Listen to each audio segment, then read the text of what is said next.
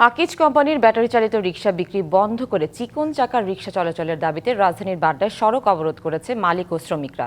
সকাল 10টার দিকে প্রগতি সরণির রামপুরা থেকে নতুন বাজার পর্যন্ত অবরোধ করে তারা। এতে করে আশপাশের এলাকা জুড়ে দেখা দিয়েছে তীব্র যানজট। ঢাকা বৃহত্তর দক্ষিণ সিটি কর্পোরেশনের ব্যাটারি চালিত রিকশা মালিক শ্রমিক ঐক্য পরিষদ এই আন্দোলনে ডাক দেয়। কর্মসূচি সফল করতে তাদের সঙ্গে একাত্মতা প্রকাশ করে আন্দোলনে অংশ নেয় রিকশা ভ্যান চালক শ্রমিক ফেডারেশন।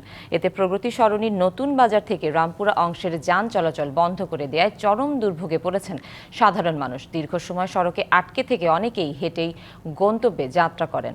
আন্দোলনকারীদের দাবি, আকিজ কোম্পানির উন্নত মানের ব্যাটারি চালিত রিকশা অবিলম্বে বিক্রি বন্ধ করতে হবে। এছাড়াও ঢাকা সিটিতে নিবন্ধিত 2,41,000 চিকন চাকার সনাতন ব্যাটারি চালিত রিকশা অবাধে চলাচলের দাবিও তাদের।